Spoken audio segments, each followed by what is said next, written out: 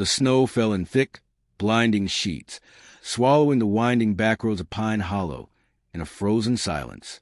Officer Daniel Harper's cruiser skidded on the ice, lights cutting jagged streaks through the white.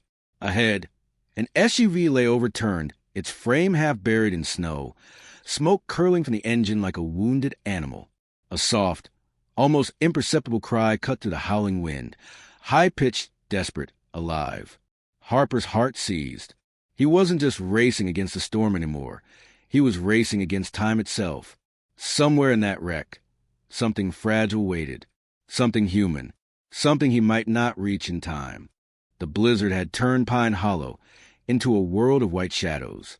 Snow clung to every surface, weighing down power lines, bending tree limbs, and muffling sound until even Daniel Harper's own footsteps seemed swallowed. He squinted through the windshield as he edged the cruiser along the winding, frozen road, tires crunching over ice-rimmed gravel. The radio squawked static. "Harper, any update?" The dispatcher's voice crackled through the storm. "No visual yet," Harper muttered, though his eyes were fixed on the dim shape ahead. A dark silhouette almost indistinguishable from the drifts. He slowed. Every instinct screamed that something had gone terribly wrong. Rex, his K-9 partner, shifted in the passenger seat, ears alert, muscles coiled. The GermanShepherd's dark eyes reflected the emergency lights and flashes. A predator in a world turned ghostly white. Harper had worked with him long enough to know that when Rex's hackles raised, it wasn't fear, it was certainty. Then the SUV appeared. One side buried under snow, the roof crushed, door splayed open. Smoke rose in ribbons, ghostly in the storm. Harper parked at a safe distance, jumped out, and nearly lost his footing in the icy drift. Snow soaked through his uniform, but he barely noticed. The sound that had drawn him here, tiny, desperate, urgent, cut sharp in the wind. A cry, fragile, human, raw. "Rex," Harper whispered, kneeling, eyes scanning the wreckage. The dog barked once, short and urgent, then bolted. Harper followed. He moved fast, adrenaline sharpened by panic. Each step was a battle against ice and wind. The SUV's rear was crumpled like a tin can, metal twisted in jagged angles. Harper's heart pounded as he crouched beside the wreck. He spotted it almost immediately, a small bundle, half covered in snow, limbs curled tight, tiny chest heaving. Harper's gloved hands froze in disbelief. It was a newborn, naked, shivering violently, eyes barely open. The cry pierced the storm again, a wail that seemed impossibly tiny against the fury of nature. Rex nudged the infant gently with his snout, careful, almost reverent. Harper's mind raced. Who? He scanned the SUV. The driver's side door was empty. Broken glass and blood smeared the interior. A purse lay torn in the snow. Personal items scattered. An ID, a baby blanket soaked and frozen. Harper's stomach turned. This wasn't an accident. Someone had abandoned this child. Or worse. He wrapped the newborn in his jacket, shivering as he lifted the tiny body against his chest. Warmth was fleeting against the storm's fury. Hang on, he murmured, speaking more to himself than to the child. Rex barked again, circling, alert. Harper noticed a shadow near the tree-line, a figure watching. Harper's hand moved instinctively to his holster, but the figure vanished as quickly as it appeared. The radio squawked again. "Harper? You copy. I've got a situation. Need medics. Now." His voice was tight, controlled, but the tremor betrayed him. The dispatcher responded with static and acknowledgement, but Harper didn't wait. He began trudging back to the cruiser. Newborn pressed his chest, snow biting through gloves and coat. Rex ran beside him, ears flicking toward every movement, every sound, as if the storm itself might conceal another threat. As they reached the vehicle, Harper noticed something off. The snow near the SUV's rear wheels was disturbed in a pattern that suggested someone had dragged themselves through it recently. The thought struck a cold, sharp fear into Harper's chest. Whoever had been here might still be close. Inside the cruiser, he set the infant on the passenger seat, wrapping him in every spare blanket he had. Rex sat at the window, eyes scanning the white expanse beyond. Harper's hands were shaking, and for the first time in years, he felt utterly powerless. Minutes passed. Every howl of wind felt like it carried a threat. Harper glanced at the baby. Tiny fingers clutched the fabric, face pink against the frostbitten edges. Harper swallowed hard. "You're going to be okay," he whispered, though he couldn't guarantee it. Then the sound hit him, the crunch of boots on snow. Slow, deliberate. Harper's pulse spiked. He reached for his radio but stopped. Rex growled low, deep guttural. The figure appeared through the blizzard, hunched and shadowed. Harper squinted. It was a woman, ragged coat, who had pulled low, blood smears on her face and hands. Her eyes were wide, unblinking. Harper didn't recognize her, but she looked desperate. "Please," she said, voice hoarse, cracking under some unspoken weight. "You have to help. You have to save him." She pointed toward the infant, and Harper understood. This was the mother. But something in her gaze made him hesitate. There was fear, yes, but also calculation. Guilt. Harper had seen it before, someone hiding more than they revealed. The woman stepped closer, snow clinging to her boots. Harper's instincts bristled. "What happened?" he demanded, keeping his voice even. She faltered, looking past him toward the tree lean. I didn't mean, I just, her words trailed off, tangled with sobs. Harper's hand tightened on the radio. This was more than an accident, more than a rescue. This was a story buried in secrets and half-truths. Rex whined, nudging the baby gently with his nose. Harper's heart clenched. The storm outside was relentless, the clock ticking against his fragile life. The moral line blurred. Do you trust this woman, or do you act first to protect the child? The answer felt impossibly clear. The baby came first. He reached for the woman. "Stay there. Tell me everything." Slowly. His voice was firm, unflinching, but beneath it was a raw edge of fear and frustration. She nodded, trembling. I panicked. They were coming, the men. I didn't know where else. Her words broke into tears. Harper felt the tension twist in his gut. Who were they? And why had she left her child in this car? The cruiser's heater struggled against the storm, warm air mixing with Harper's breath and the faint, fragile warmth of a newborn. Time slowed. Outside, the wind howled, relentless. Inside, a new story was being written, one of survival, guilt, and desperate choices. Harper's mind raced, piecing together fragments. Overturned SUV, abandoned infant, a mother with secrets, and now, shadows lurking in the snow. Rex growled again, low, a warning Harper couldn't ignore. Movement in the tree lean. Harper glanced up. Shapes, more than one, moving against the storm. The snow blurred them, but the feeling was unmistakable. Danger was coming. He grabbed the infant, holding him close. Rex, stay close. The dog pressed against Harper's side, muscles taut, eyes scanning. Harper knew the real battle was only beginning. The baby was safe for the moment, but the story behind this crash, behind the desperate mother, would unravel. And it would be messy, dark, and full of betrayals Harper wasn't ready for. The woman's sobs filled the cruiser. Harper looked at her, anger and sympathy warring inside him. "Tell me the truth. Now." She swallowed hard, shaking. They said if I didn't... Her voice broke again. "If I didn't get rid of him." Harper's blood ran cold. Whoever they had plans. Plans that could endanger not just this newborn, but anyone who stood in their way. The snowstorm outside was a mask, but he could feel the malice hiding behind it.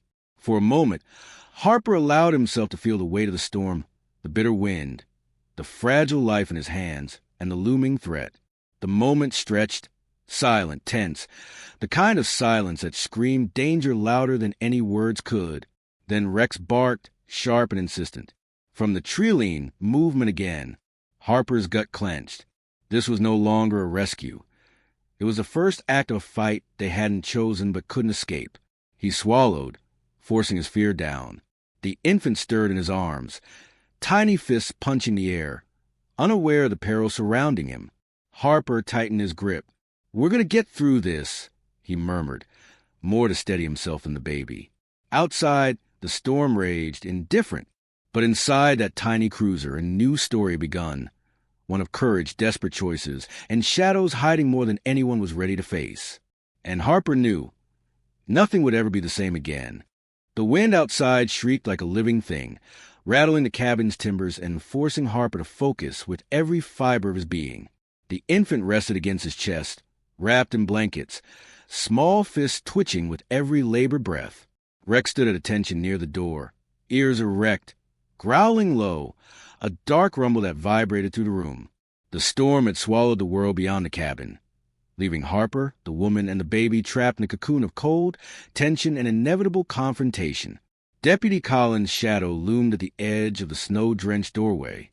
His uniform, plastered with snow and ice, had the appearance of a man hardened by desperation. Harper's jaw tightened. Collins had been his partner, his friend, someone he'd trusted. But now, the eyes were different, cold, unrecognizable. Harper could sense it. Collins had crossed a line, and it wasn't just professional anymore. Harper, Collins called again, voice sharper this time. Step aside. You don't understand what's at stake.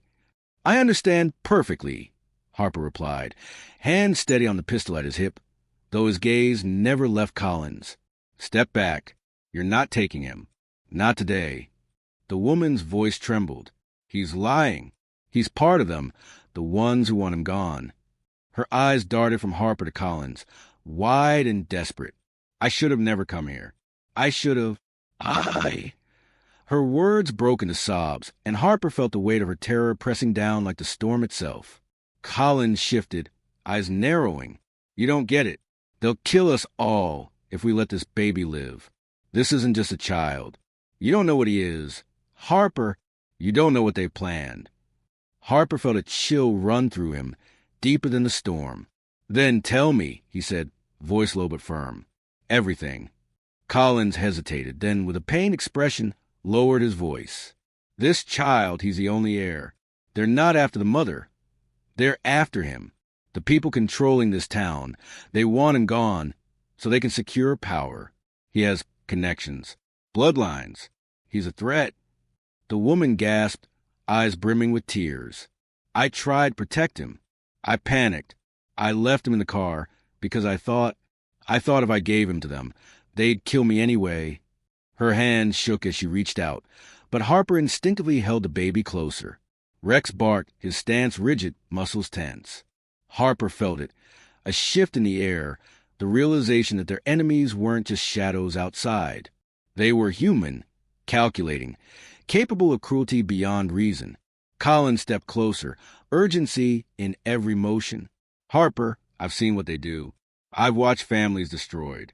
I thought we could contain it. I thought if we handled this right, we could survive. But you've interfered. And now we can't afford mistakes. Harper's chest tightened. He had trained for scenarios like this, but nothing prepared him for betrayal by someone he trusted. His mind raced. Defend the baby, protect the woman, survive the storm, navigate the moral complexities of someone he once called a friend, now turned enemy. Then the first gunshot cracked through the storm, a sharp, vicious sound that made Harper's blood run cold. The bullet tore through the cabin wall, splintering wood and throwing snow across the floor. Harper dug behind the table, clutching the infant.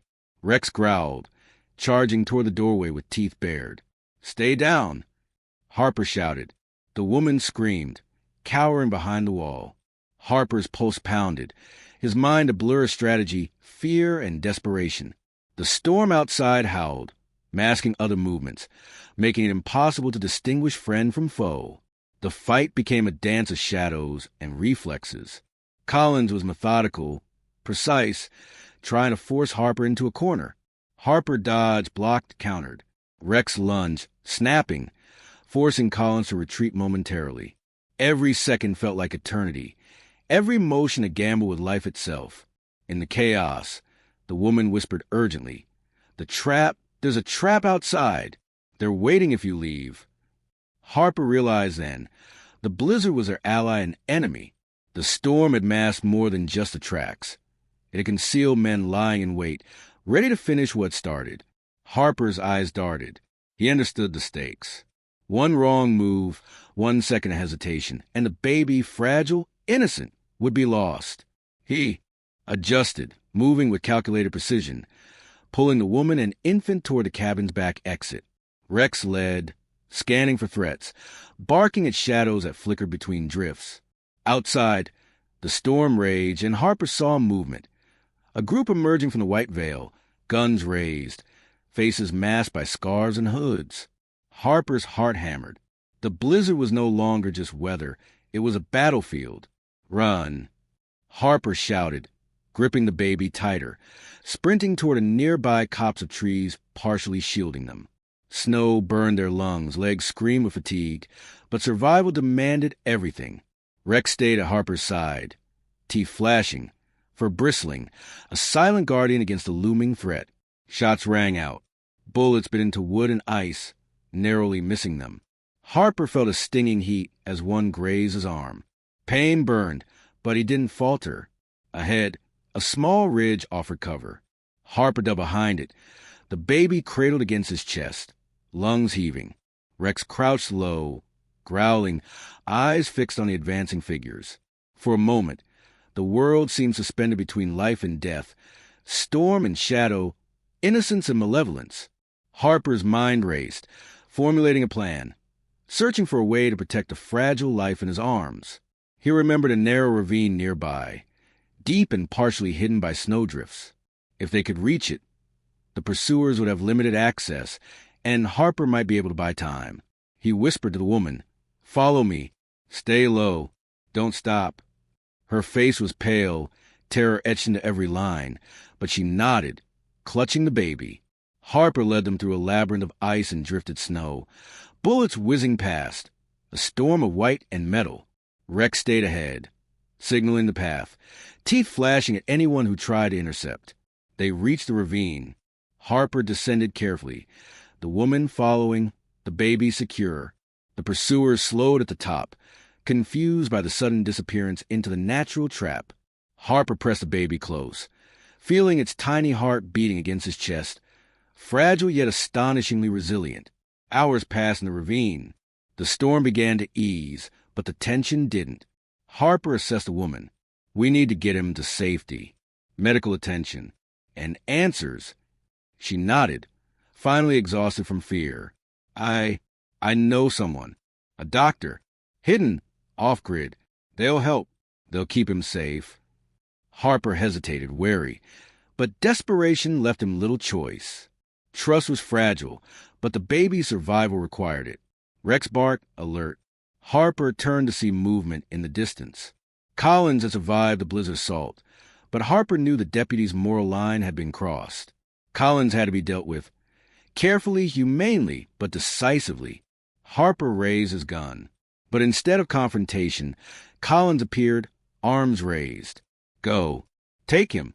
I can't stop you," he admitted, voice raw, conflicted. Harper's chest tightened. The betrayal, the chaos. It had forced even Collins to see reason. Harper didn't hesitate. He led the woman and baby toward the hidden doctor's cabin deep in the forest, using every instinct, every ounce of survival skill. Snow still fell, but the immediate danger had passed. Hours later, in a warm, dimly lit cabin, Harper placed the infant into the doctor's hands. The tiny body, pink and fragile, was alive, breathing steadily. Harper exhaled, shoulders sagging. The woman collapsed into a chair, tears streaming freely. Harper watched, heart heavy yet relieved. The storm outside had passed, leaving Pine Hollow silent, white, and cold. Inside, a fragile warmth lingered. Harper knelt beside the woman. "He's safe," he said quietly. "That's all that matters now." She nodded, voice barely audible. "Thank you for not giving up on him or me." Harper offered a small, weary smile. There were no words for the cost, the betrayal, the fear.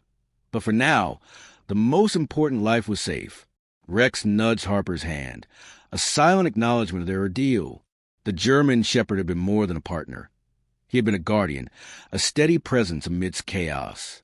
Harper looked down at the baby, still swaddled, fragile but alive, in that quiet cabin. With snow drifting against the windows and the storm finally spent, Harper allowed himself a moment to feel the weight lift. The rescue had been brutal, terrifying, morally complex, but the smallest life in his arms had survived. That was enough. The woman reached out, touching the baby's hand gently. Harper watched, realizing that sometimes survival required impossible choices, forgiveness, and trust in even the most flawed hearts. Outside, Pine Hollow slept under a blanket of snow, unaware of the storm that had raged inside its forest, unaware of the lives saved against impossible odds. Inside, a baby cried softly, a sound pure and untainted, a reminder that even in the darkest blizzards, light and hope persisted. And Harper knew, as he sat in the quiet warmth of the cabin, that some rescues left scars, some choices haunted forever, but the fragile heartbeat in his hands had already changed everything.